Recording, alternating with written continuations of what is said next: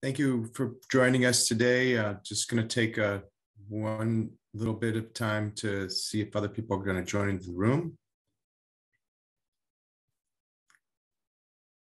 I'm going to start off with some housekeeping comments, and then I'll have the opportunity to introduce Dr. Montori, who will be our keynote for this morning. Welcome to the second day of HARC. This is the 14th annual Health Literacy Research Conference, annual research conference.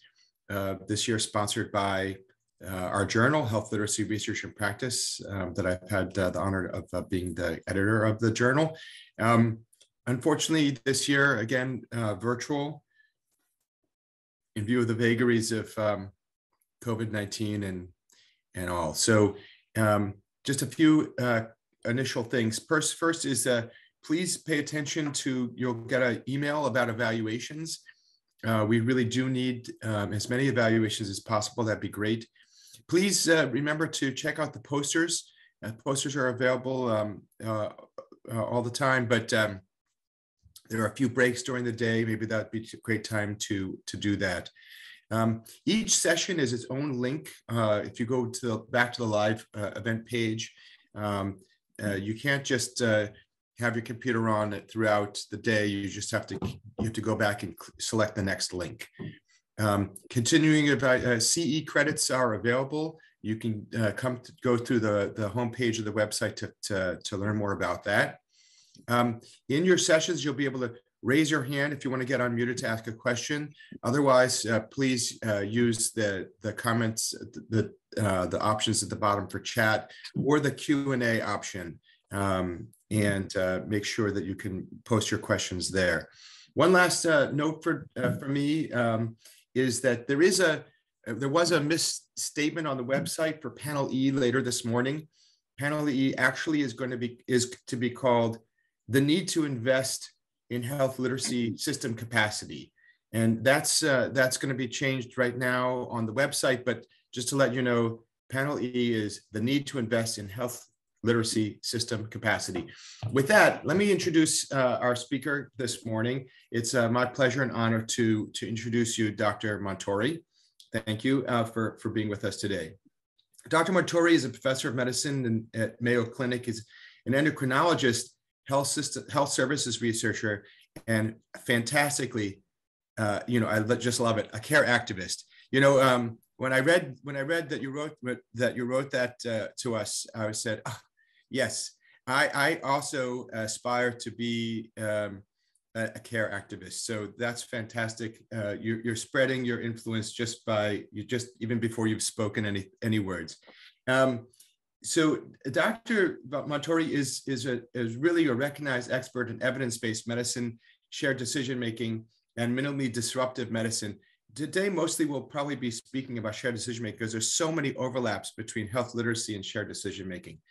And just astonishingly, is author of more than 700 peer-reviewed publications. It's just really a kind of earth-shattering kind of monument of scope of work there. So with that, I'm going to let you take it away, and I'll be back on for some Q&A as we have the opportunity for that. Thank you.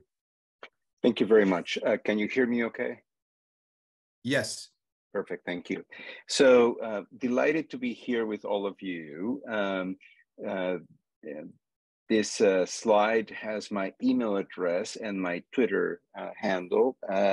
It's an invitation for you to share your thoughts about this visit, this interaction, this conversation with me through the email, but also if you want to do it with other people as well through Twitter. I respond to both things. And today we'll talk a little bit about shared decision making as a method of care, and a bit of an outline here. I'm going to highlight what care is about. I mean, it seems like it shouldn't be necessary, but we live in a healthcare environment in which care is often assumed to exist and often is not there. So we'll review that material, and then we'll get into how might we care and how might we care with shared decision making. and then zoom back out and talk about what might we do with the healthcare system as we try to make care the main reason for that system to exist. From a disclosure perspective, I work as a clinician at the Mayo Clinic, so I derive all my income from that work. I'm a researcher at Mayo's CARE unit, a Knowledge and Evaluation Research Unit. And from inception, this research unit, we decided that we would not take any for-profit funding for our work. More recently, I developed an organization called the Patient Revolution. This is a nonprofit organization. I chair the board, but derive no income from that role or any other role with that organization. Published this book, Why We Revolt, and all the royalties from the book go to the Patient Revolution organization. I also derive no income from the sales of that book. You can get sense that I'm not really good at business. Care is something that has been front and center in the last few years, if nothing else, because of a few phenomena. One is, of course, the COVID pandemic, and I use this picture to stop us for a second and reflect on the fact that we've all lost so much during COVID. Some have lost family members. Hospitals and clinics have lost nurses and doctors and other personnel. Communities have lost many members. Millions of people have lost their lives or their health due to COVID. And I don't think we've had enough opportunities to take stock of this and mourn those losses and think about how we might make meaning out of these, meaningless catastrophe. But also, care has been at the forefront because of two simultaneous phenomena that have a little bit of a larger or longer curve than the COVID pandemic. One is the phenomenon, of course, of global warming and the need to care for the environment on our planet. And the other one is the phenomenon of social cooling, which is this this increasing sense that we are at odds with each other, that we are driven by selfishness, and that we are just taking care of ourselves at the expense of others. And so it's in that context that I think it's important to reconsider what and refocus on care. In healthcare, unfortunately, care is not the central concern or the central issue. In fact, we feel compelled to add adjectives to it and speak about sick care and healthcare and patient-centered care and evidence-based care and high-value care. And every time we add those adjectives, we find ourselves focusing on the meaning of those adjectives rather than on the meaning of the substantial issue of care itself. Let's focus on care itself today. So care is both a practice, a series of activities, and a disposition. And it's a practice and a disposition of noticing what is going on with this other person, being present in that, paying attention, and capturing and trying to understand that person's problematic human situation in high definition, not just in their deficits and what they're missing and what they need, but also in what strengths they bring to that problematic situation. Now, obviously, noticing with sympathy or empathy is not enough. One must respond in order to care. And it is that decision to respond to what we're noticing that opens up the possibility that we might meet the needs of this person. We might improve their problematic human situation. Now, we should do that without providing all the answers or imposing our own goals. We should care, we should respond in the terms of the person that we're responding to. In the process of noticing and responding, there's a caregiving aspect of it, which has to be competent in order to do more good than harm, and it has to be compassionate. And at the same time, there's a care receiving aspect of it, which is the way we get feedback that our response to what was noticed was pertinent, was adequate, and was desirable. So This is the sort of the mechanics, if I may, of care: noticing, responding, caregiving, and care receiving. Now, of course, care is something that we might want to find in ourselves, so we can focus our that care in ourselves. It might be something that we might focus to notice and respond to care needs in our communities. And of course, as I mentioned before, is something we might direct towards the environment. In all three cases, the purpose of care is to make the world in which we live a place where we can live better. That could be the internal world of ourselves, the social world in which we develop community, and the environmental world. So this noticing and responding, it produces care. Now, I'm a diabetes doctor, so I take care of patients over time, patients with chronic conditions, with ongoing conditions, people we cannot really fix. And so it is that ongoing process of noticing and responding that develops trust, because there's an assumption that my going to noticing and responding to a particular patient's problematic situation is done with only one intention, and that is to advance that patient's problematic situation. That I only approach the patient with one intention, that is the intention to care. I don't have other intentions. I'm not trying to reduce cost or improve outcomes for the population, or improve the contract performance for my hospital clinic. I have one intention, that is the intention to care. To the extent that I only have one intention, then this relationship contributes or is imbued by trust. And then as we go through together over time, an enduring relationship emerges from caring.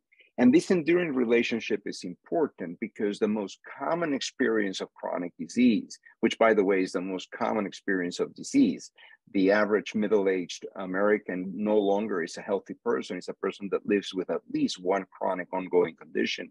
So the most common outcome for the most common situation is disappointment. And so when we are experiencing a series of disappointments, it is helpful to be able to fall back on an enduring, trustworthy relationship, in this case with a clinician, which is my catch-all term for anybody who has the privilege to be on the bedside of a patient. So it could be a nurse, a therapist, a educator, a pharmacist, a physician. Anybody who has the privilege to be able to care for people, it's a clinician. And so the ability to be able to fall back on an enduring relationship with the clinician is the source of resilience, the bouncing back necessary, the bouncing back from disappointment necessary to keep going, to adapt, and eventually to thrive. However, we live in a healthcare system that makes this incredibly difficult. As clinicians, we ask to see patients too fast. Sometimes we only see them as a test result. We see them as a statistic, the patient with diabetes in our community, or we see them as represented by the data in their medical record, and have the illusion that we know the person because we know what is said about them in their medical record. As a result, the patient is nothing but a blur. And it's very hard to respond well to a blurry patient. So what we have to cope with that are a series of guidelines and targets and innovations that all tend to respond to the common biology of patients, like in this case, patients like Maria Luisa, who is this woman in this picture. And we get the impression that we can get through the day as clinicians caring for people like her by attending to their common biology. But that's an illusion. That's not the job. The job is to care for Maria Luisa. And that requires us to understand Maria Luisa not only as a biological entity, but also as a biographical entity, as a person with a history, with a community, with interactions with that community, with goals, with priorities, with dreams. And so the problem of responding to Maria Luisa as we would respond to people like Maria Luisa is that the care that we would offer will be generic. Now, as this generic care accumulates, because people accumulate chronic conditions and there are more and more guidelines telling you how to respond to these situations, the work of being a patient increases. This is a project that we did with a colleague where we ask patients to take photographs of what gives them work. And so these are patients with diabetes, and of course, interpreting nutrition labels is complicated. And making the math of adding the different nutritional components from food to food and all that work. Patients took pictures of their glucose monitoring devices, not just because it is a pain to really, I mean, literally to obtain the blood sample and figure out what their sugar numbers are. And also there's cognitive work of using that information for self-management, but also because the insurance companies make deals with the providers of these machines and will send patients a new machine and ask them to get new strips they can use this new machine just because it's of lower cost to the payer. But that means that now the patient has to learn how to interact with these machines. And these machines have the same interfaces as those Casio watches from 1981. And so if you press a button long enough, you might get to change the date or start a stopwatch or whatnot. And so each one has a different interface, creating significant challenges for folks. The most common picture we got was something like this, was the picture of waiting. Patients are asked to wait in the waiting room, wait to hear back from insurance for pre-authorization, waiting to hear about a test result, waiting to hear about whether an appointment with a specialist or referral is going to be possible. They are asked to maybe just wait for the doctor to come into the office, like in this particular picture. Waiting it's a common form of way in which people spend their time in healthcare. It's an indication of our organizations telling patients that their time is not important to us. And it's also an indication of how we are organized, mostly for our convenience rather than for the patient. But all this work is not obvious to the healthcare system. And so patients and their families appear to be potential workers that could be put to good use. And so we have the tendency to add more work to patients. And we're asking them to come prepared for the consultation, to watch our educational videos about their condition and treatment, to organize their information prior to coming in, to bring questions and be ready to ask new ones as new information is presented, to record the visit, and potentially they can review it at home afterwards, to review their own medical record, just in case there are errors that we may have introduced in our dictations, to communicate via our portal, and don't use email, WhatsApp, or any text. We are not supposed to use any of that. So use the portal, which has its own interface that you'll have to learn. Transmit the data from your devices, your smartphones, your Fitbits, and all that stuff. We probably won't look at it, but it keeps you engaged. To self-measure, self-monitor, self-manage, manage your appointments, manage your prescriptions, your bills, your denials, your delays, overcome your illness, overcome your resource, and overcome your identity disadvantages. Convince clinicians to believe you that you have the symptoms that you really say you have, and that you're not here just to seek particular kinds of treatments. Keep your family and important others informed. Take care of your significant others, and don't forget to advocate for yourself and for others. And if you think about it, all this work, expecting all this work to be done, seems absolutely and completely reasonable. But we're asking this of sick people, and we're asking them to do all of this all the time. And so healthcare, as a result of this, is burdensome. And if people don't do what we ask them to do, what is our compassionate response to that? We label them as non-compliant. A label that doesn't describe their problematic situation, but describes their character, describes their inability to take personal responsibility for their health. A label that is very sticky, that as Maria Luisa goes and seeks care from another clinician, that other clinician is not going to have any expectation of having impact because they've been told the patient is non-compliant. And there's nothing more cruel than coming in for help and being labeled as someone who probably won't deserve our help. So instead of care, what we have is industrialized healthcare, an industrial healthcare that renders patients as a blur, gives them generic and burdensome treatment, and is occasionally cruel. And healthcare without care is unsustainable, not only financially unsustainable, unless you're an insurer company, in which case it's a major profit-making business, but it's also humanly unsustainable. We've done studies of patients with multiple chronic conditions, looking at the burden of treatment, and 40% of them report unsustainable levels of burden of treatment. That is, they're on the verge of discontinuing one or more treatments because they simply cannot keep them implemented in their daily life.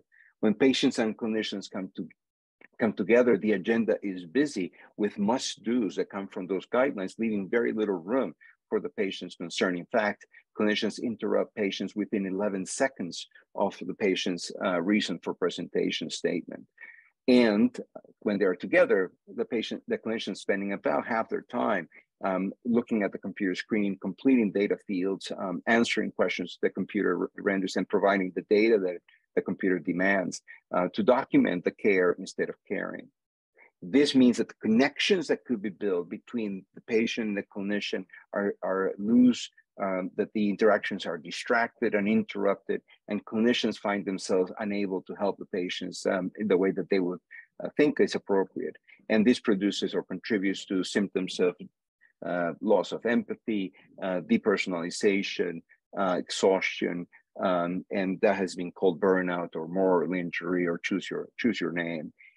Before the pandemic, measures of this were indicating that about 40% of clinicians were affected by this. Post-pandemic, their latest update presented here is that 60% of the workforce is experiencing symptoms of burnout. A recent survey found that 1 in 4 clinicians are thinking about changing or abandoning a career in care. And the number one reason for that is burnout. So healthcare without care is unsustainable. And it is in this environment that we must care. And so what would it take to do it? We think in order to notice and respond, we need the most important innovation in healthcare, and that is the unhurried conversation. If healthcare organizations can create the conditions for unhurried conversations to occur, then we improve the chances that patients and clinicians can work together to notice the patient's problematic human situation in high definition and to respond to that situation by co-creating with the patient a sensible resolution, one that is capable of advancing the situation in meaningful ways. One of the methods of care that we can deploy within this unhurried conversation is shared decision-making. So shared decision-making is a method of care. It's a conversation in which patients and clinicians work out together what is it that they have to do to co-create a care plan that makes intellectual sense, practical sense, and emotional sense. Intellectual sense in the way that it reflects our understanding of the situation as is, and it also reflects the range of solutions that may be available from an evidence-based perspective. Practical sense, because it tries to come up with plans that are feasible in the life of the patient, that the patient can live their life and weave into the routines of their life, the routines of their treatment, that can afford them not only financially, but also in terms of their time, energy, and attention. An emotional sense, because it pays attention to the emotional elements associated with the health condition, including, of course, fear. What shared decision-making is that it's not a way of involving patients. The problem that we're solving here is not the problem of lack of involvement. We're trying to solve problems that for which care is essential. It's not a way of informing people. That's education. It's not a way of fixing healthcare waste or overuse. There has been some promotion of shared decision-making as a method of reducing cost or improving outcomes. It is not a way of simply extracting, eliciting, or documenting patient values and preferences. It is not the distribution of patient decision aids. It is not the delegation of decisions to patients after we've given them a recommendation for care. Again, shared decision-making is a conversation in which patients and clinicians work together to work out what to do to advance the patient situation in a sensible fashion. So another new concept that I would like to share with you is the purposeful shared decision-making approach, and I'll arrive to that in a second. It involves identifying that there are different problems that present for care. For instance, imagine Maria Luisa needing a new diabetes medication. The sugars are high, and she needs to add a new medication to her program. And so at that point, there are several options, and perhaps we want to discuss the pros and cons of those options, weighing those options in relation to Maria Luisa's values, preferences, and goals. For instance, in this case, Maria Luisa and her clinician may decide together, they may agree to start insulin as a way of treating her diabetes. For this kind of situation where there may be a series of options and the need to evaluate the effects of those options on patients like Maria Luisa, patient decision aids and encounter decision aids could be helpful. Our research group, and there's a QR code on the screen that the link to all the tools that we've developed over the last 20 years, all of them are available for free for use, and they have been tested in randomized trials in clinical practice to evaluate their efficacy. These tools have been designed to help with this process of considering the options and evaluating their relative effects in terms of beneficial and adverse effects so that we can make decisions that make intellectual, emotional, and practical sense for this person. The first tool we already developed is on your screen. It's called the Statin Choice Decision Aid tool. This is a yes or no tool in the sense that the patient is considering whether to start a statin medication or not. And it makes use of the fact that we can offer a prediction for patients like this of how many of them will have a heart event in the next 10 years without, on the panel on the left, and with, on the panel on the right, statins. And it uses a pictograph of 100 people like you, which ensures that we have adequate comparison of the base rates.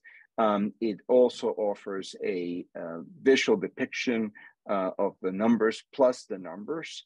And it conveys a number of interesting things. The most important thing that this conveys is a source of uncertainty that is often hidden from the presentation of risk information to patients. If you only present the fact that this patient is at a 21% 10-year risk of heart disease and that risk will be reduced to 16%, you are highlighting only the orange dots. What about all the green stuff? If you actually look, there are 79 people on the left that over the next 10 years are not destined to have a heart attack. Now, if all 100 of these people were to take a statin medicine to reduce the risk of heart disease, those 79 people will take medicine without any expectation of benefit because they are not at risk of an adverse event. Notice also that out of the 21 people at risk of an adverse cardiovascular event, 16 of them will experience the cardiovascular event even after taking daily statin pills for the next decade, every day. And so you can see that 16 plus 79, that is 95 out of 100 people in this group will not have their outcome changed by taking a statin over the next 10 years. Now, 5 people who are destined to have a heart attack will avoid that destiny because they took the statin over the next 10 years. And so the important piece to communicate to the patient is that we have no way of knowing if they're one of the green ones, one of the blue ones, or one of the orange ones. And that is a more productive discussion than the discussion that this was replacing, which is, Mr. Jones, your LDL cholesterol is 150 milligrams per deciliter. If we start a statin, we can reduce that to 110 milligrams per deciliter. And as a result, when your cholesterol goes down, your risk of heart disease goes down. Would you like to start a statin to reduce your LDL cholesterol concentrations in your plasma? But, it's a completely technical proposition that the patient only has essentially one way to go, which is either to agree with it or to say, whatever you say, doc. In fact, here's a screen capture of a video, because in all these trials we video record the interactions where we see the clinician on the right, patients on the left, and the clinician is looking at the computer screen, reading off the cholesterol level numbers to the patient, and having that exact conversation about the LDL cholesterol concentrations.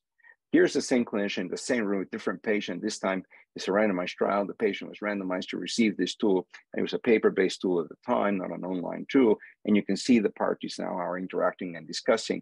And the discussion, of course, it's much more about, the kinds of things I would like to avoid, the kinds of goals and values I have about prevention and so forth, rather than the concentration of an invisible molecule in your bloodstream. A different kind of tool is a diabetes medication comparison tool, in which this is now the fully spread out tool. The tool starts with none of this information presented, but rather asking the patients, which aspect of your next diabetes medication would you like to discuss next? And then pointing at the column titles to orient the discussion. And so as patients say, well, I'm interested in, for instance, the effect on weight, then we can uncover how the available medicines, what the available medicines effects will be on weight. And then on that basis, maybe the patient has a preference for a medicine that will help them lose weight, such as this medicine or this medicine compared to the other ones. So then what we ask, okay, what aspect of those two medicines would you like to discuss next? And they might want to know how much will they cost. And then they find out that these weight loss drugs could be associated with substantial out-of-pocket cost. If the patient is cost sensitive, they may want to go back and say, perhaps I can't afford a weight loss medicine. What about these weight neutral medicines? And we can see that perhaps there is an affordable weight neutral medicine that may be what the patient might be interested in taking. And so very quickly, we can sort out through a number of different options, not by doing kind of baseball cards of each of the options to compare the stats, but rather to look at the domains in which these options differ on the basis of what seems to matter to the patient, with an ear to the reasons people are giving for what matters to them, as a strategy to conduct this conversation in an efficient yet unhurried fashion. But imagine now that the patient, after choosing insulin, is cycling with the family and experiences a low blood sugar reaction and suffers an accident as a result of this. She is quite affected by this accident. Her daughter wants her off that stuff that's causing low blood sugars. The patient herself is scared to take insulin and is scared that if she stops taking insulin, she will not be taking care of her health. So now we're in a situation of conflict. It's less an issue of pros and cons of taking insulin. It's more about trying to come to terms with the fact that this medicine is associated with substantial adverse effects, including low blood sugar, and that at the same time, it is what the patient needs to actually try to stay as healthy as possible. That conflict needs a resolution and negotiation. In this case, patient and clinician decide to wait for the patient to recover a bit more from the accident before restarting insulin, perhaps with more close monitoring. A third situation is now that this patient is no longer able to drive, has lost her driver's license. So she now experiences a longer commute, having to ride the bus. As a result, when she comes home, there is really no time to cook. So she's not eating as healthy as she used to or she wants to. The cost of insulin has also increased. As you know, in the United States, 1 out of 4 patients have to reduce their insulin consumption because of rationing that they have to do to afford insulin.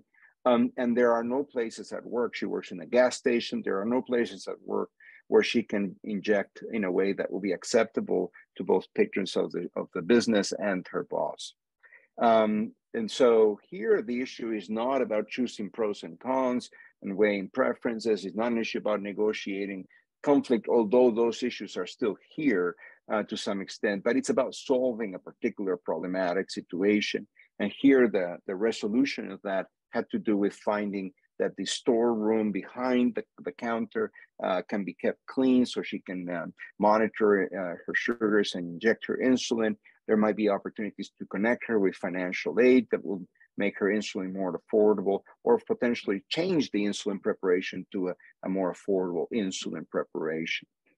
Here's a fourth situation in which now the patient, after a few years, after many years with diabetes, has developed end-stage renal disease and is on dialysis. She's been on dialysis now for 5 years. She's tearful, she's depressed, she's spending half her time sitting on a chair, getting dialysis at the center, is being half dead. She doesn't recognize herself. The kinds of things that gave meaning and value to her life have now been displaced by the time that it takes for her to take care of her health.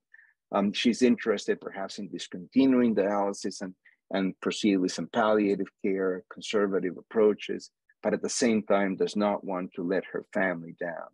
Once again, there might be issues of pros and cons, but that's not the dominant feature. There might be issue of conflict here, but it may not be the dominant feature. There are obviously problem-solving issues here, but the dominant feature is that this patient has come apart. And what is important is to create an integrity, make sense, make meaning of the situation as it's presented, and help the patient who is on a transition, perhaps towards death, to write that last page of her book with her own handwriting. And so here the decision is to keep having a conversation, keep trying to work through the conversation to make sense and make meaning of this challenging human situation. So Ian Hargreaves, my dear colleague, has proposed this approach to shared decision-making, which he distinguishes the forms of shared decision-making according to what is the problem in care that we're trying to solve. What is it that we need to talk about to come up with a treatment plan, and what form of shared decision-making are we to use in those particular circumstances? So there are situations where the problem is uncertainty in outcomes, where what we need to be talking about are the beneficial and harmful effects of alternative treatments, and where the form of shared decision-making that is called for is one where we weigh alternatives given our values and preferences. That is the the main form of shared decision-making considered up to today, the one that is considered rare in practice, the one for which tools are developed. There might be another type of problem in care, this issue of intra or interpersonal conflict, in which what we should be talking about is the different positions that we are taking that are at odds and need to be reconciled. And in fact, the form of shared decision-making here is to negotiate across that conflict to arrive at a resolution that will be satisfactory. It's very different from the weighing of alternatives. Another problem in care is when we have a troubled or confused situation. And here what we have to talk about is the nature of that situation and what aspect of that situation demands action, and what is the action that that situation demands. And that's a problem-solving approach to shared decision-making. And finally, there are situations where there's existential fracture or transition, a patient going through gender exchange, a person receiving facial transplant, a patient experiencing the end of life. Here, what we need to be talking about is about meaning, about identity, what defines who you are, and how you preserve that even in situations as challenging as the one you're experiencing, and how might you develop insight that will make sense out of this nonsensical situation, a different kind of shared decision-making. The QR code at the bottom of this slide connects to the seminal paper that Ian Hargreaves wrote now 3 years ago, identifying these 4 forms of shared decision-making that respond to the particular problems of care. There might be more, but certainly it now puts us in a different situation where we used to think of shared decision-making as only the first kind and not the other forms. So these 4 forms of shared decision-making are ways, remember our description of shared decision-making as a conversation in which people work together to figure out what to do and come up with a solution that makes sense. These are 4 different methods of having those conversations, depending on the problem, depending on the purpose that we're pursuing.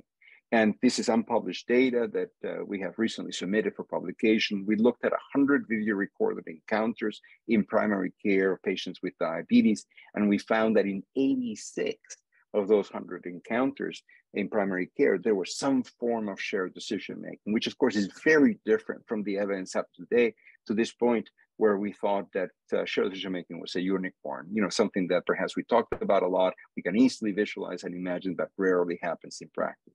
Turns out that's not the case, at least not in this primary care, in this series of primary care practices in the Midwest, where we found essentially 86% prevalence of shared decision-making.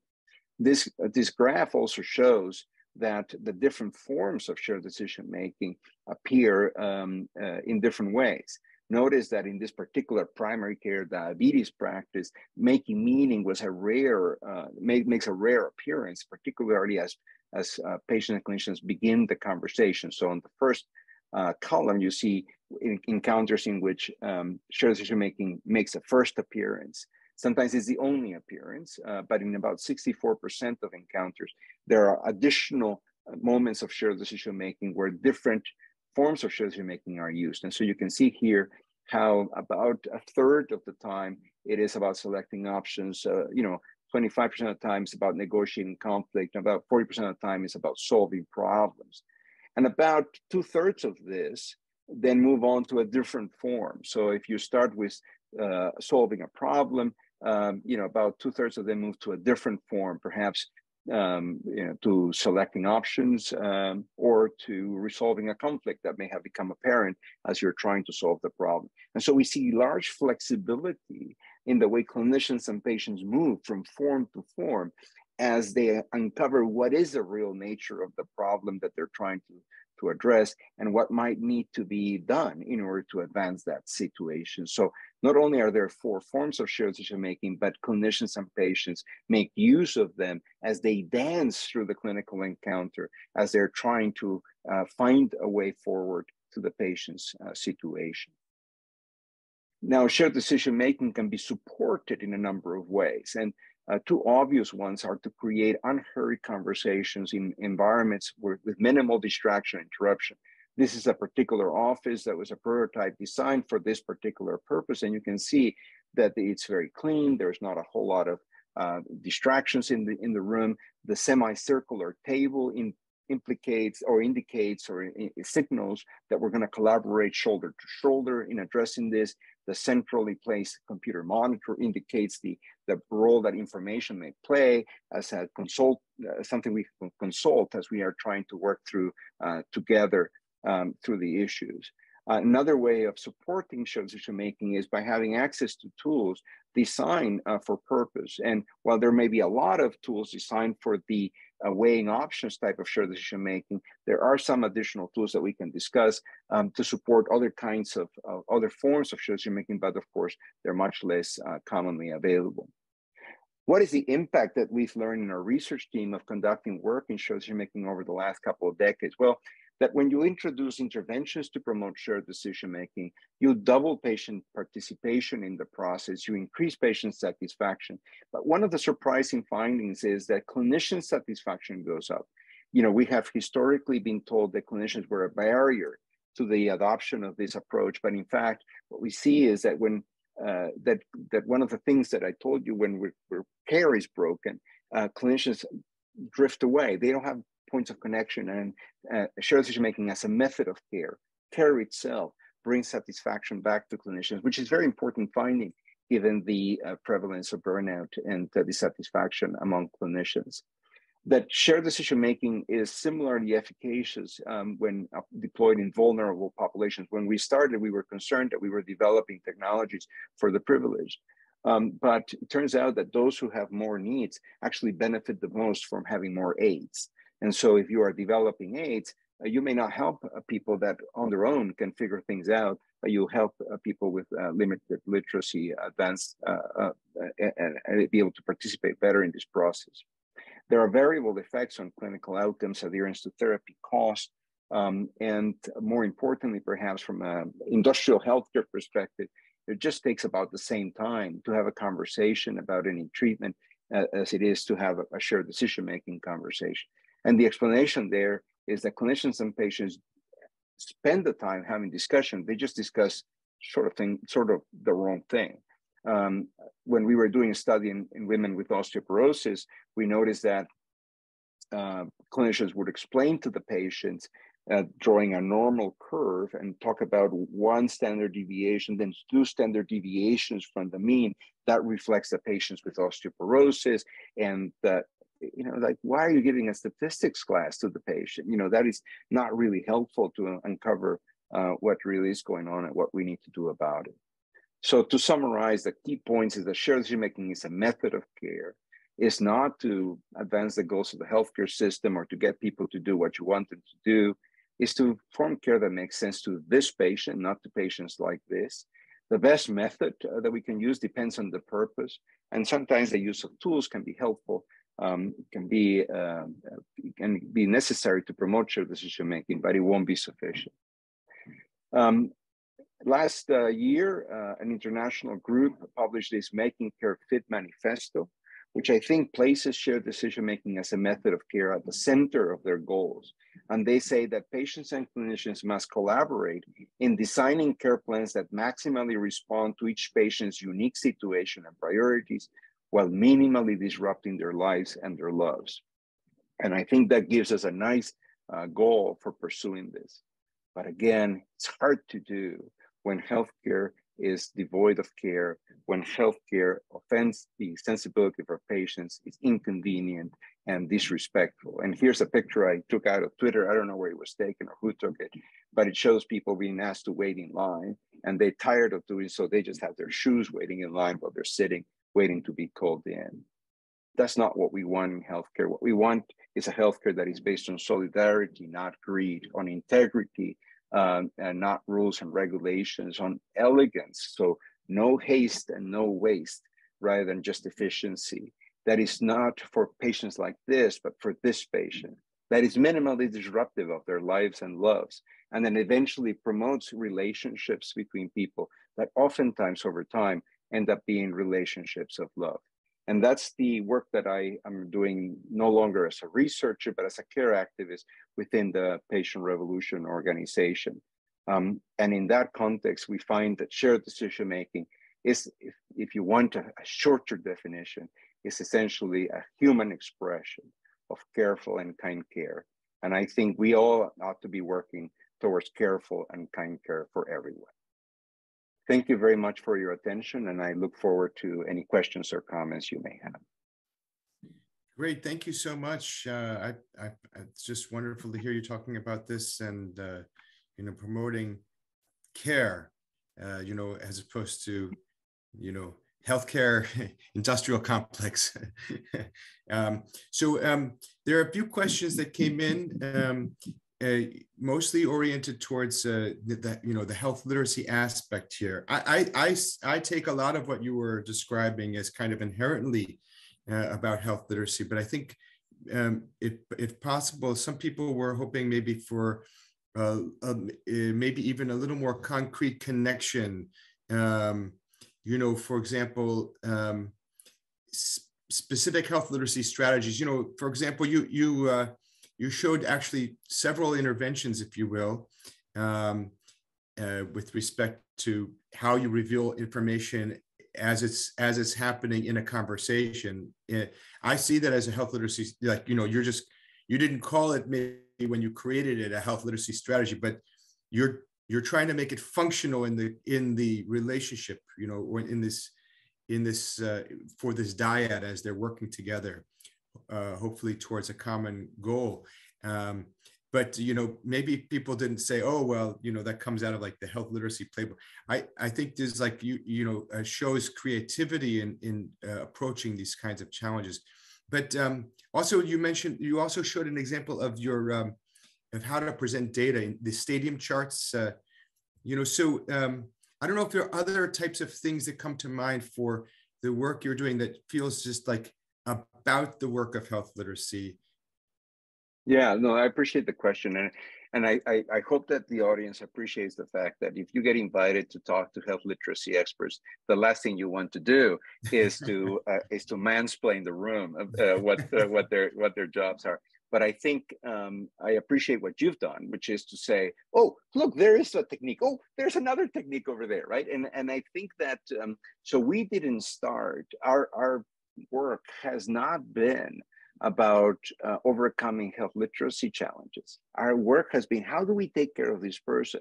And, using your universal precautions type of approach, think about what might be the simplest thing that we can put between patient and clinician to actually make that work.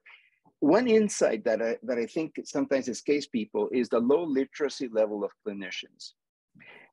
So there are two forms of low literacy that clinicians have. One is the typical one where it's easy to demonstrate that clinicians are terrible at math and have no idea about probabilities and have no concept about uncertainty, and it's really, really hard to convey that to others, let alone use it in your own thinking, and where we end up using phrases that suggest that we are much more confident about information, that we are we have less certainty, and we mislead people in our effort to give them hope.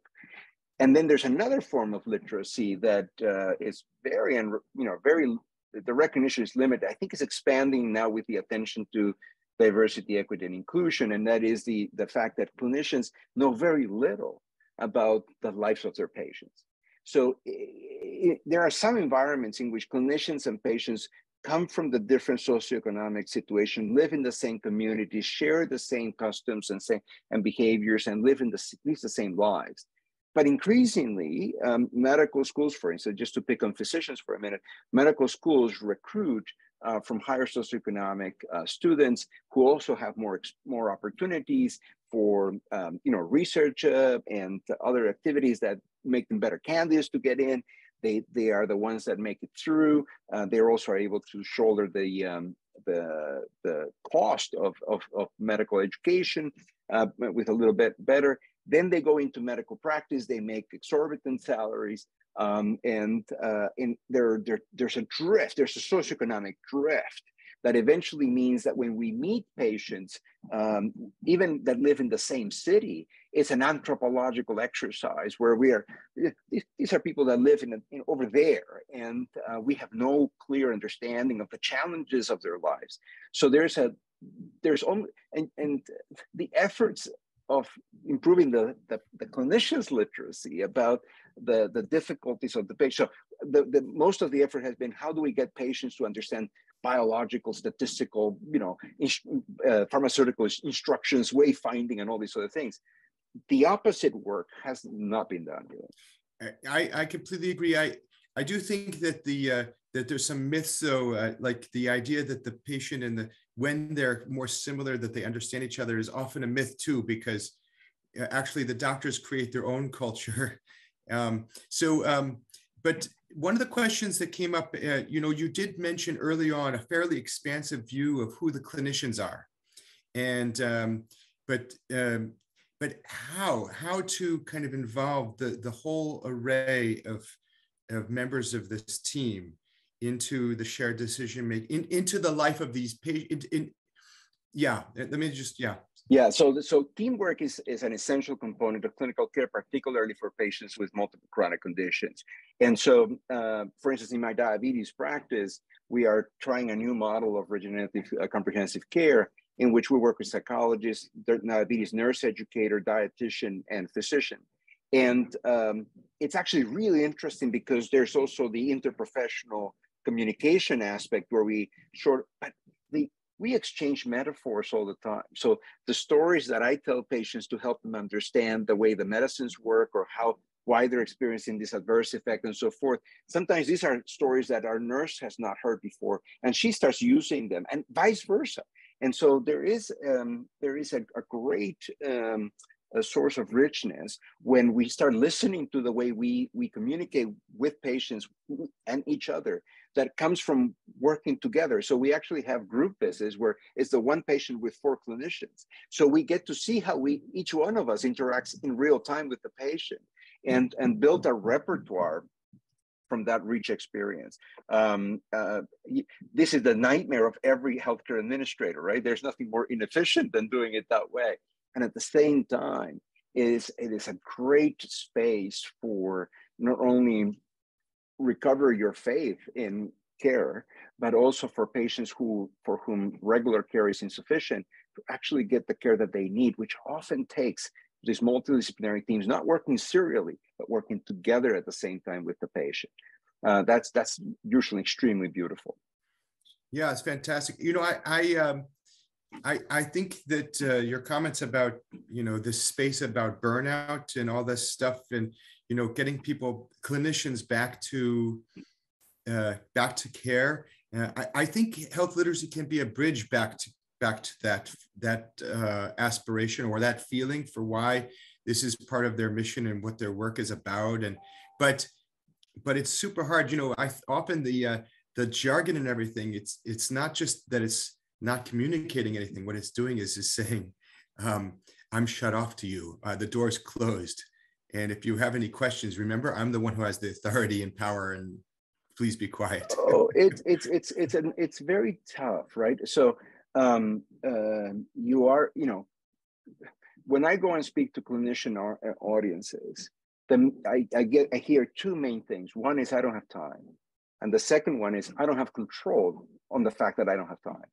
I can't fix this. So there's a learned helplessness from this, coming from the people that patients assume have the most power in those systems to actually make a difference. So you have the learned helplessness and you have this lack of time. There are a million ways of making healthcare efficient and make the best use of that time. But most of those ways lead to hurry. And there's nothing that shuts you down than knowing that you're running out of time. So you self-censor, you know, this happens to me, this easy, you know, my kids are swimmers, so I have to make it to many swim meets that will start right after clinic. I'm seeing that last patient. Now that last patient just gazed down, got a little teary-eyed. Do I go there? Right? Do I ask that question? I know I have to ask that question, but I know if I ask that question, I'm not gonna see my kid swim. You know, how do I resolve that? And that's where professionalism and other aspects come in. And so, you know, this is not about, I want to make sure that I think I convey this, but this is, you know, we can create the tools, we can do the training, we can create the context and the environment, but at the end of the day, the commitment to communicate in ways that are easy, the way to be helpful to people, the way people are engaged here requires you to want to do it, to really be curious about what this person is going on, and to decide to not only notice that and to respond. And that is a professional commitment that we have to make. That there is no set of incentives or industrial approaches that will push us to do it. This just has to come from a common recognition of the fellow human and the natural inclination of humans to care for and about each other. Yeah, and also there are a lot of bean counters. Yes. So it's actually a I don't know exactly. So it's very unfair. Let me just go there because I saw that there are many questions around this. It's very unfair to ask patients to come prepared to ask questions when there is not going to be time for those questions. It's very unfair to tell clinicians you must do shared decision making when the conditions are not there. I sometimes have to spend extra time with this patient, and then the patient is grateful, I am satisfied, but now I have the rest of the afternoon patients mad that I am now 15, 20, 50, 30 minutes late. And then by the end of the afternoon, my desk colleagues are mad that they are missing their kids' soccer game, right? So this call for individual heroics in a system that is not designed to support care properly is inappropriate. And so that's why I'm not just satisfied with writing these papers and coming in and talking to you. That's what we're interested in, creating a movement to fundamentally change the logic of healthcare away from this notion of this has to be an efficient business, otherwise we can't access all the patients and generate the income that we need to generate, which leads to processing people. Care is not about processing people and getting them through. It's a different kind of, it's like education. Healthcare and education have the same problem in the current environment. They are not supposed to be efficient. They're supposed to be elegant. And in order to give people the kinds of time, unhurried time, not long time, but just unhurried time that they need to capture a concept or to uncover the treatment path that is appropriate to them, requires a setting up that is not what industrial healthcare is offering us to do. So for us to try to make it happen under this situation, it's crazy. What we need to be working is in fundamentally changing healthcare. And that's what we're invested in doing now. Fantastic. So thank you very much. This conversation could go on for quite a long time. Unfortunately, we have not fundamentally changed the structure of the conference. So, and because this is like a virtual thing, unfortunately, we have like these links and we have to go to another Zoom room. You know, we've all spent so much time in Zoomlandia this last couple of years, I'm astonished that I don't have my resident alien card from Zoomlandia. I certainly have been paying my taxes in Zoomlandia. So anyway, nice to spend some time with you. Please, everybody, 2 other sessions, 2 rooms are now opened. So I'll see you over there. Dr. Montori, fantastic. And I'm going to send you a note. I have some aspects of the IATRA culture that I want to change with you. Very good. A pleasure to meet you all, and please take care. Have a great conference. Yeah. Bye-bye.